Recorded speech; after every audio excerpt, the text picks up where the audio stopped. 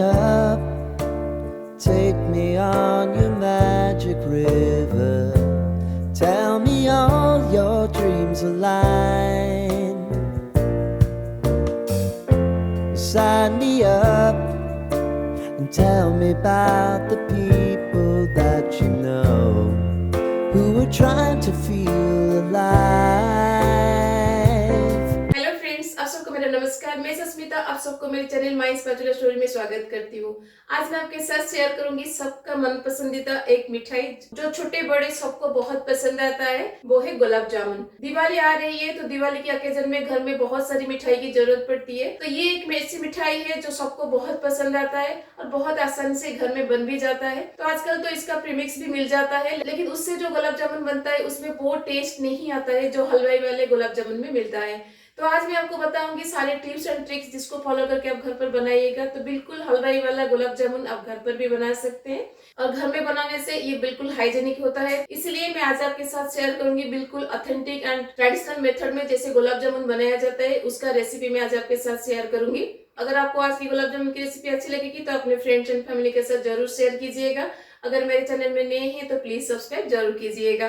तो चलिए फिर बनाते हैं बिल्कुल ऑथेंटिक मेथड में एंड ऑथेंटिक फ्लेवर के साथ दिवाली स्पेशल गुलाब जामुन। गुलाब जामुन के लिए पहले हम चाशनी को रेडी कर लेंगे, जिसके लिए मैंने यहाँ पे लिया है 3 कप शुगर जो लगभग 600 ग्राम है।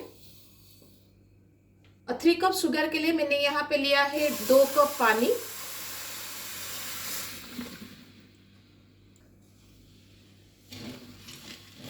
शुगर सिरप हमारा क्रिस्टल ना हो इसलिए हम इसमें डाल देंगे लेमन जूस।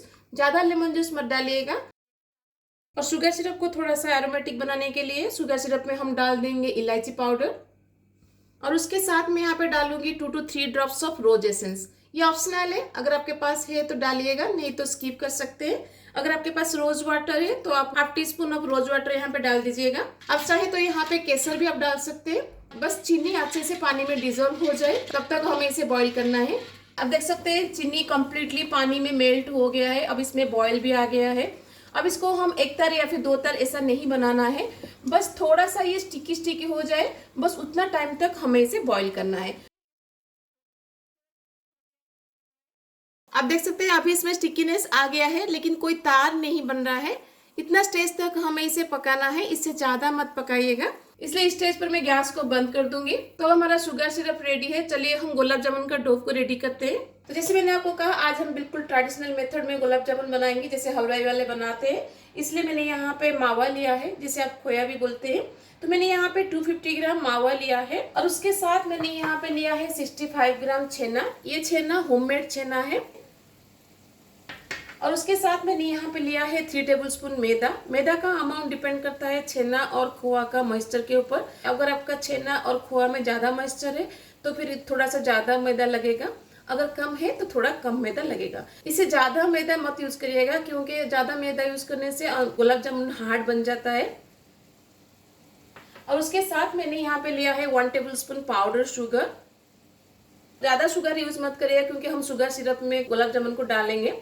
और उसके साथ मैंने यहाँ पे लिया है 1/4 टीस्पून ऑफ बेकिंग पाउडर। उससे ज्यादा बेकिंग पाउडर मत यूज करिएगा, नहीं तो गुलाब जामुन फट जाएगा। और उसके साथ मैंने यहाँ पे लिया है 1 टेबलस्पून सूजी। सूजी जरूर डालिएगा क्योंकि सूजी गुलाब जामुन को अंदर से स्पंजी बनाता है। अब खोआ को मैं प्लेट में निकाल दूंगी। अब हमें करना क्या है कि इस खोआ को ना थोड़ा सा मसलना है जब तक ये थोड़ा सा सॉफ्ट ना हो जाए, क्योंकि अभी आप देख सकते हैं अब ये बहुत क्रम्बल है, तो इसे हमें थोड़ा सा सॉफ्ट करना है। तो हथेली का जो ये फ्लैट पार्ट है ना उससे ही हम इसको मसलेंगे। जैसे हम रसगुल्ला के लिए छेना को मसलते हैं वैसे ही हम इसको मसल के इसका एक सॉफ्ट डो बनाना है। खोआ को मैंने 3 से 4 मिनट के लिए नीड कर लिया है। आप देख सकते हैं अब ये कितना सॉफ्ट है, पहले कितना क्रम्बल था। अब इसमें हम डाल देंगे मैदा। मैदा को हम एट ए टाइम नहीं डालेंगे, ग्रेजुअली ऐड करते हुए इसको हम फिर से नीट करेंगे। तो एट ए टाइम मत डालिएगा क्योंकि अगर ज्यादा हो जाएगा तो फिर गुलाब जामुन ड्राई हो जाएगा और हार्ड बनेगा, इसलिए थोड़ा थोड़ा करके इसमें हम ऐड करेंगे। और मैदा डालने के बाद खोआ को 2 से 3 मिनट के लिए नीट करिएगा ताकि मैदा अच्छे से खोआ के साथ मिक्स हो सके। तो मैदा डालने के बाद खोआ को मैंने 2 से 3 मिनट के लिए नीट कर लिया है। अब इसको हम साइड में रख देंगे। अब प्लेट में हम लेंगे छेना। छेना को भी हमें 4 से 5 मिनट के लिए नीट करना है ताकि ये थोड़ा सा सॉफ्ट हो जाए। वही सेम प्रोसीजर से ही इसको नीट करिएगा जैसे हमने खोआ को किया था। आप चाहे तो यहाँ पे केसर या फिर इलायची पाउडर डाल सकते हैं, लेकिन मैंने सिरप में थोड़ा सा ज्यादा इलायची पाउडर डाला है, इसलिए मैं यहाँ पे इलायची पाउडर नहीं डाल रही हूँ। और जैसे मैंने कहा, मुझे गुलाब जामुन में सैफरन का फ्लेवर अच्छा नहीं लगता, इसलिए मैंने यहाँ पे सैफरन नहीं डाला है। आप चाहे तो दोनों को यहाँ पे थोड़ा थोड़ा डाल सकते हैं। आप सोचते होंगे कि मैंने खोया और छेना दोनों को क्यों अलग अलग नीट किया, क्योंकि खोआ को हम 3 से 4 मिनट के लिए नीट करेंगे, लेकिन छेना को हम 6 से 7 मिनट के लिए नीट करेंगे, इसलिए मैंने अलग अलग किया है। अगर आप खोआ को ज़्यादा नीट कर देंगे तो खोआ से बहुत जल्दी घी निकल जाता है, जो कि हमें नहीं करना है। इसलिए मैंने खोआ को अलग से और छेना को अलग से नीट किया है। तो छेना और मावा मैंने दोनों को नीट कर लिया है। अब दोनों को हम मिक्स कर देंगे और दोनों को 2 मिनट के लिए नीट करेंगे ताकि ये दोनों अच्छे से मिक्स हो जाए। अब इसमें मैं डाल दूंगी बाकी के ingredient, sugar powder, baking powder और सूजी। और आप देख सकते हैं अभी भी मेरा 1 टेबलस्पून मैदा बाकी है, तो मुझे लगता है यहाँ पे मुझे जरूरत नहीं है, क्योंकि सूजी भी थोड़ा सा मॉइस्चर को ऑब्जर्व करेगा, इसलिए मैं इसको यूज नहीं करूंगी। तो आज मुझे 2 टेबलस्पून के आसपास मैदा लगा। सारे इंग्रेडिएंट को हम अच्छे से मिक्स कर देंगे। तो देखिए, मैंने सबको मिलाकर एक सॉफ्ट डो बना लिया है। तो कैसे आपको पता चलेगा कि ये डो अभी रेडी है कि नहीं? थोड़ा सा पोर्शन इसका लीजिएगा और हाथ में इसको ऐसे गोल गोल करिएगा। अगर ये क्रैक फ्री बन जाता है, इसका मतलब है आपका डो ऑलरेडी रेडी है। तो देखिए, अब ये बिल्कुल क्रैक फ्री बन रहा है ना, तो ऐसे ही क्रैक फ्री बनना चाहिए, तभी जाके पता चलेगा कि आपका डो अभी रेडी है। अगर ये क्रैक फ्री नहीं बनना है, इसमें क्रैक आ रहा है, तो थोड़ा और टाइम के लिए डो को नीट करिएगा, क्योंकि जितना अच्छे से आप इसको नीट करेंगे गुलाब जामुन उतना ही अच्छा बनेगा और गुलाब जामुन को बनाते टाइम वो फटेगा नहीं। तो हमारा गुलाब जामुन के लिए डो रेडी है। अब इसके ऊपर हम एक गीला कपड़ा डाल के इसको 10 से 15 मिनट के लिए हम रेस्ट दे देंगे, क्योंकि इसमें हमने मैदा और सूजी डाला है। मैदा और सूजी को थोड़ा टाइम के लिए रेस्ट बहुत जरूरी है, तभी जाके उसमें ग्लूटेन फॉर्मेशन होता है और वो गुलाब जामुन को सॉफ्ट बनाता है। डो को रेस्ट देते हुए 10 से 15 मिनट हो गया है। अब इसका हम छोटा छोटा बॉल बनाएंगे। कोशिश करिएगा सारे बॉल का साइज इक्वल हो, ज्यादा बड़ा बड़ा बॉल इसका मत बनाइएगा, ऐसे छोटा छोटा बॉल बनाइएगा। तो कैसे इसको हलवाई जैसा गोल गोल बनाना है, मैं आपको एक इजी मेथड बताती हूँ। ऐसे कटोरी लीजिएगा और कटोरी के अंदर इसको डाल के इसे गोल गोल करिएगा। इससे ये कंप्लीटली गोल बन जाता है, जैसे हलवाई वाले बनाते हैं। तो देखिए कितना सुंदर ये गोल बन गया है, बिल्कुल हलवाई वाला गुलाब जामुन जैसा। अब इसको हम प्लेट में निकाल देंगे। तो ऐसे ही हम सारे बॉल को बना लेंगे। तो देखिए, सारे बॉल्स मैंने बना लिए हैं और छोटा सा टुकड़ा मैंने यहाँ पे रखा है तेल का टेम्परेचर को चेक करने के लिए। चलिए अब इसको हम फ्राई करते हैं। तो गुलाब जामुन को फ्राई करने के लिए मैंने तेल ऑलरेडी बैठा दिया था। अब इसका टेम्परेचर हम चेक करेंगे। तेल का टेम्परेचर को चेक करने के लिए छोटा सा टुकड़ा हम डोब का डालेंगे। अगर ये इमीडिएटली ऊपर आ जाता है, इसका मतलब है तेल आपका बहुत गर्म हो गया है। तो गैस को बंद करके तेल को थोड़ा ठंडा कर लीजिएगा।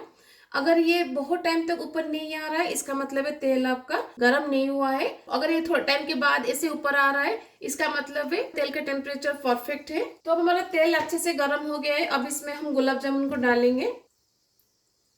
तो गुलाब जामुन को डालने के बाद एक स्पून की मदद से इसको ऐसे घुमाते रहिएगा ताकि ये नीचे जाके ना बैठे।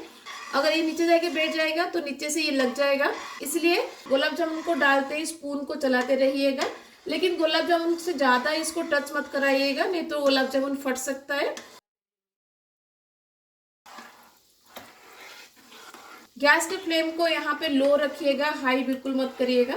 तो मैं यहाँ पे आधा गुलाब जामुन डाल लूंगी, क्योंकि अगर सारा गुलाब जामुन आप डाल देंगे तो तेल का टेम्परेचर लो हो जाएगा, जिसकी वजह से गुलाब जामुन अच्छे से फ्राई नहीं हो पाएगा। आप देख सकते हैं अभी सारे गुलाब जामुन ऊपर आके तैरना शुरू कर दिया है। तो इतना स्टेज तक हमें स्पून को तेल में चलाना है, उसके बाद स्पून को चलाने की जरूरत नहीं है।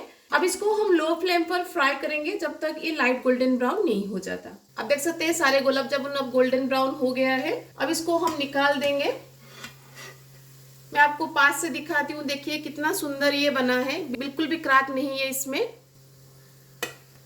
तो आप देख सकते हैं कितना सुंदर बना है हमारा गुलाब जामुन, एक भी क्रैक इसमें नहीं आया है।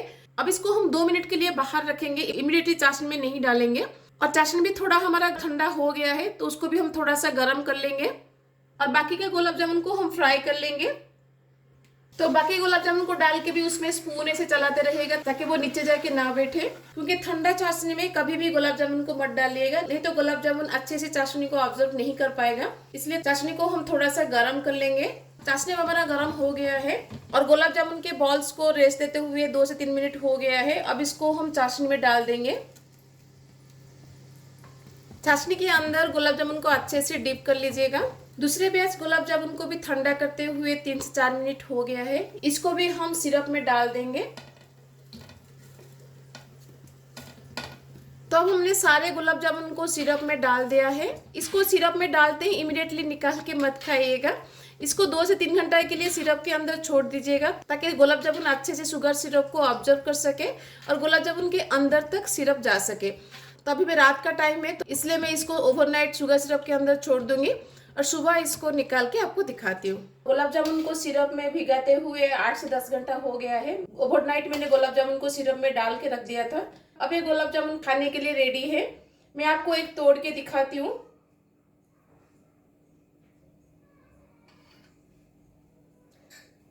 तो देखिए कितना अच्छे से इसने जूस अंदर तक ऑब्जर्व किया है और कितना आसानी से ये टूट जाते हैं। आप देख सकते हैं कितना सॉफ्ट बना है। और पास से दिखाती हूँ, देखिए कितना जालीदार ये बना है, कितना अच्छे से गुलाब जामुन ने सिरप ऑब्जर्व किया है, आप देख सकते हैं। तो हमारा गुलाब जामुन रेडी है। चलिए अब हम इसको प्लेटिंग करते हैं, जो कि मेरा बहुत फेवरेट पार्ट है।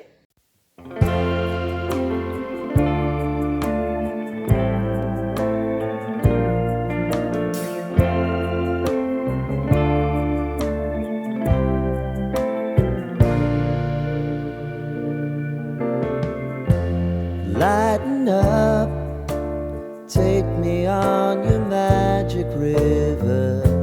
Tell me all your dreams align. Sign me up and tell me about the people that you know who are trying to feel alive.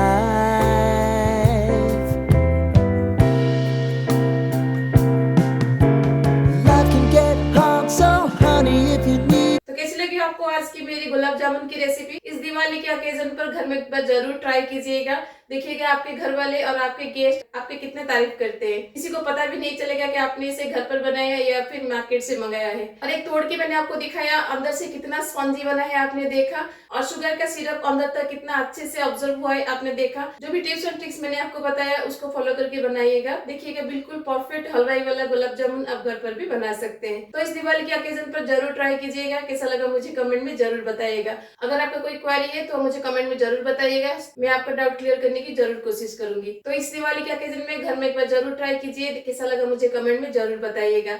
अगर अच्छी लगेगी तो अपने फ्रेंड्स एंड फैमिली के साथ जरूर शेयर कीजिएगा। अगर मेरे चैनल में नए हैं तो प्लीज सब्सक्राइब जरूर कीजिएगा। तो मिलते हैं और रेसिपी के साथ। Till then bye bye, see you, have a good day.